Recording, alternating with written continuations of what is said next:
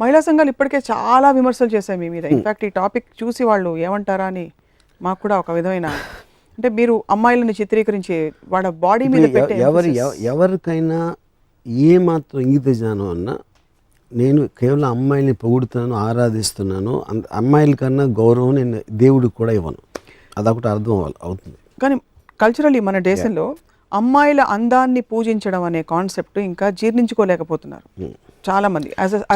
చెప్పను, కొంతమంది గొడవ చేసేవాళ్ళు కొంతమంది. బట్ యాజ్ అ కల్చర్ ఇంకా ఓపెన్నెస్ ఉందంటారా?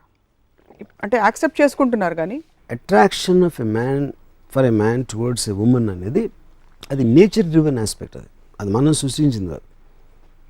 నేచర్లో ఇంక్లూడింగ్ యానిమల్స్లో the attraction of the opposite sexes అనేది, అంత గొప్ప సింహం కూడా రోజు చేసి చంపేది కూడా ఆడసింహం చూడగానే తోక ముడుచుకుని అది అయిపోతుంది. So that is the power of the female. So అది ఒక యాసెట్గా తీసుకుని అమ్మాయిలు ఆనందించాలి, కానీ నన్ను ఇలా చూస్తారా అనేసి చేయటం అనేది రిలీజియస్గా, మారల్గా, ఒక సోషల్ వాల్యూస్లో వాళ్ళ అందాన్ని వాళ్ళు పక్కన పడేసి వాళ్ళకున్న యాసెట్ని డౌన్ ప్లే చేయటం అనేది ఒక కుట్ర పనింది రిలీజను, సొసైటీ.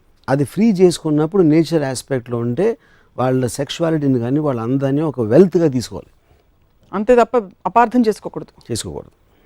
అమ్మాయిలు మీరు చెప్పినట్టు కూర్చుని ఎదురుకుండా బొమ్మలాగా, షోకేస్లో బొమ్మలా ఉండి మీరు ఆరాధించుకుంటూ పోతే వాళ్ళు చూసి ఏమి మాట్లాడకుండా, చలనే లేకుండా, చివరికి అమ్మాయిలు తింటే కూడా మీరు సహించలేరు. అంటే concept of a girl eating food అంటే పాయింట్ అంటే, నాకు అమ్మాయి అనేది నేను దేవత అన్నప్పుడు అని అనిపించినప్పుడు, దేవతలు మనుషులు చేసేది ఏమి చేయకూడదు అనేది నా ఫీలింగ్. అయితే of course I understand the human being, it is natural, అది క్వశ్చన్ అది కాదు. అప్పుడు నేను ఫర్ ఎగ్జాంపుల్ ఒక అమ్మాయితో నేను ఒక రెస్టారెంట్కి వెళ్ళాను. రెస్టారెంట్కి వెళ్ళి నేను ఎంత సెన్సిటివ్ అంటే, ఒక అమ్మాయి అందానికి, ఇప్పుడు ఒక మిర్రర్ ఉంది అక్కడ రెస్టారెంట్లో, ఆ మిర్రర్లో మా ఇద్దరి రిఫ్లెక్షన్ వస్తే నా మొహం ఫ్రేమ్ని చెడగొడుతుంది ఆ అమ్మాయి అందం ముందు. అందుకని నేను నా పొజిషన్ మార్చుకుని ఆ అమ్మాయి కనిపించేలాగా నేను పెట్టి, దాని తర్వాత నేను మాట్లాడుతున్నప్పుడు తను చిప్స్ ఏదో తింటూ ఉంటే నాకు ఆ డిస్టర్బెన్స్ వస్తుంది, కాబట్టి నేను చిప్స్ అన్నా తింటే నాతో మాట్లాడని చెప్పాను. I'm okay with both you know. కానీ అప్పుడు నేను వెళ్ళిపోతాను ఇక్కడి నుంచి, బట్ నేను మాట్లాడుతున్నప్పుడు నువ్వు తినకూడదు అని చెప్పాను. బట్ అంటే ఆర్డర్ కదా అది, ఇట్ ఈస్ జస్ట్ బికాజ్ నాకు కలిగే ఆనందం, ఆ అమ్మాయి అందం చూస్తా, ఆ 15 నిమిషాలు దాని చెప్పి నా లైఫ్లో 15 మినిట్స్ వేస్ట్ అయిపోతుంది. సో అప్పుడు ఆ వేస్ట్ అయిపోకుండా నేను వేరే పని చూసుకుంటాను, అయిపోయిన తర్వాత వస్తాను అని చెప్పాను. ఏమిటి ఆ ఎక్స్ప్రెషన్ అంటే మీ కాల్పనిక సుందరి ఎక్కడైనా ఉంటుందా అనేసి మీరు, ఐ థింక్ బెస్ట్ నేను చెప్పనా, ఇక్కడ పక్కనే షోరూమ్స్ ఉన్నాయి, మాల్స్, అక్కడ మ్యానక్విన్స్ తెచ్చి ఇంట్లో పెట్టుకోండి, వాటితో మాట్లాడుకోండి. లేవని ఎందుకు ఉంటున్నారు, ఆరాధించుకోవచ్చు కదా ఇంట్లో. మ్యానక్విన్స్, పిక్చర్స్ అన్నీ ఉన్నాయి, ఎప్పుడు ఉన్నాయి మ్యానక్విన్స్, పిక్చర్స్. అందుకంటే చక్కగా మీరు ఎలాగో ఆరాధనే కాబట్టి మీది, ఒక మంచి దేవత సరస్వతి దేవిని తీసుకొచ్చి కూర్చోపెట్టి రోజు ఆరాధించుకుంటూ మీ ప్రేమని ఇలా పువ్వులతో వ్యక్తపరచుకోవచ్చు కదా. ఆవిడతో మాట్లాడితే ఆవిడేం మాట్లాడదు. అది చేస్తున్నాను, అదే చెప్తున్నాను కదా. అంటే వాళ్ళకన్నా అందమైన మ్యానిక్విన్స్ ఉన్నాయి, ఫోటోగ్రాఫ్స్ ఉన్నాయి, పెయింటింగ్స్ ఉన్నాయి. But to delve little deeper Ramu garu, మీ ఇంప్రెషన్స్ అసలు ఎక్కడి నుంచి మీరు కలెక్ట్ చేశారు ఈ విషయాన్ని గురించి? అంటే చిన్నప్పటి నుంచి మీ రెస్పాన్సెస్ చూసారు, బికాస్ ఒక టైంలో మీరు ఒక అమ్మాయిని చాలా గాఢంగా ప్రేమించారు. ఇదే రాము గారు ఏమైపోయారని మేము బెంగ పెట్టేసుకుంటున్నాం. ఓకే, కానీ అది మీరు సపోజిషన్ చేస్తున్నారు. అది ఏమిటి గాఢంగా ప్రేమించడం అనేది? ఫస్ట్ ఆఫ్ ఆల్ అది ఒక మెజర్మెంట్ పాయింట్. గాఢంగా అంటే ఏంటి, దాని మీనింగ్ ఏంటి? ఒకటి. రెండోది, నేను ఒకటేసారి కాదు చాలాసార్లు ప్రేమించాను. ఎప్పుడు ప్రేమించానంటే అమ్మాయిగా ఉన్నంత వరకు. కానీ ఇందాక నేను చెప్పాను, వాళ్ళు మారిపోతూ ఉంటారు. మారిపోయినప్పుడు నా ప్రేమ కూడా వెళ్ళిపోతూ ఉంటుంది. అది కొన్ని ఎక్స్పీరియన్సెస్ అయిన తర్వాత నేను రియలైజ్ అయ్యి అప్పటి నుంచి దూరం నుంచి ఆరాధించడం మొదలుపెట్టాను. సో అయితే మీరు ఇన్వాల్వ్ కారైతే you don't get involve just for the reason that it will cause you pain. Yes. Because your perfect mirror will get broken into pieces in no time. Disappointment, frustration వస్తుంది. అందుకని బుద్ధుడికి జ్ఞానోదయం అయినట్టు నాకు కూడా అయ్యి, ఇన్ ఆల్ యువర్ రిలేషన్షిప్స్ మీరు ఇంత బొమ్మలాగా అమ్మాయి ఉండాలంటే యూజువలీ మెదడు లేని డంబ్ స్త్రీలు. కానీ అలాంటి మిమ్మల్ని ఎరిగిన మా అందరికి కూడా వాట్ వీ ఫీల్ ఇస్, మీకు కొంచెం కొద్దో గొప్ప తెలివితేటలు ఉండేవాళ్ళంటే కొంచెం ఒక విధమైన గౌరవం ఆ స్త్రీలలో ఉన్నా కూడా అని. That's what we feel. 2 points ఉన్నాయి ఇక్కడ. ఒకటి, డంబ్ అనేది అర్థం లేనిది, స్టూపిడ్ మాట్లాడటం అనేది డంబ్. మాట్లాడుకుంటూ ఉండటం అనేది అది ఏదైనా ఒక ఫిజికల్ రిస్ట్రెయింట్ అని నేను చెప్పట్లేదు. అది అర్థం చేసుకుని ఒకళ్ళకి నా మీద ఇలాంటి ఇమేజ్ ఉందని ఇమేజ్కి ప్లే చేయడంలో ఏం తప్పలేదు. సో అప్పుడు అది డమ్నెస్ నుంచి రాదు, ఇంటెలిజెన్స్ నుంచి వస్తుంది అది ఆ ఆస్పెక్ట్ అనేది. సో మీరు ఒక అమ్మాయితో ముందు చెప్తారా, నాకు నువ్వు వినకూడదు, మాట్లాడకూడదు, నువ్వు ఇలా ఉండాలి అలా ఉండాలి అని చెప్పి మీ ఎక్స్పెక్టేషన్ సెట్ చేసేస్తారా ముందే?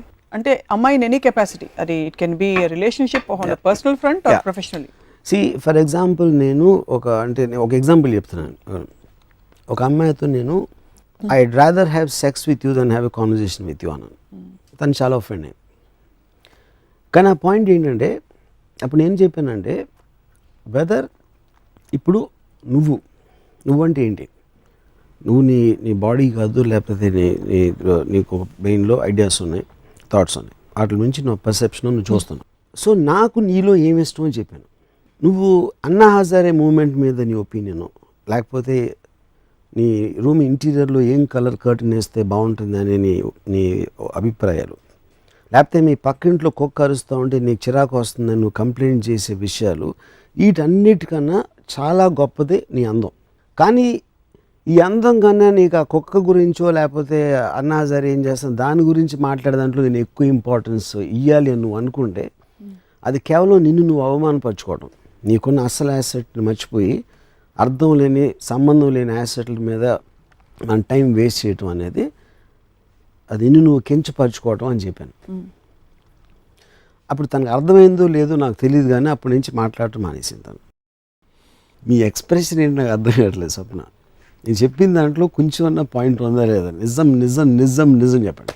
కొంచెం ఎంత ఎంత ఎంత ఎంత కొంచెం నిజం ఉంది. Thanks, my point is made. Yeah, but see as a culture like I said, మనం ఇప్పుడు వర్మ గారికి మాత్రమే ప్రపంచం ఉంటూ విడిగా ఉండదు.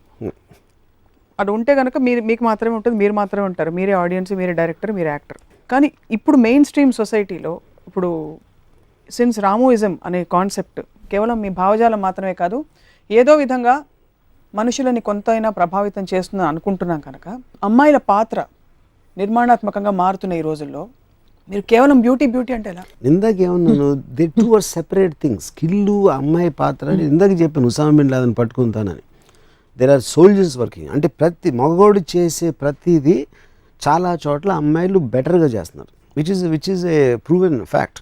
But that is of course, but that is nothing to do with their sexuality. ఆ జెండర్కి సంబంధించిన ఇది విషయం కాదు, స్కిల్కి సంబంధించింది. బట్ మీరు ఏ రోజైతే స్కిల్కి 5 మార్కులు ఎక్కువ వేస్తారో, ఇప్పుడు నేను మ్యాక్సిమం రెస్పెక్ట్ ఇందాక చెప్పిన ఎయిన్ ర్యాండ్ నేను మామూలుగా చాలా నాన్ ఎమోషనల్ పర్సన్.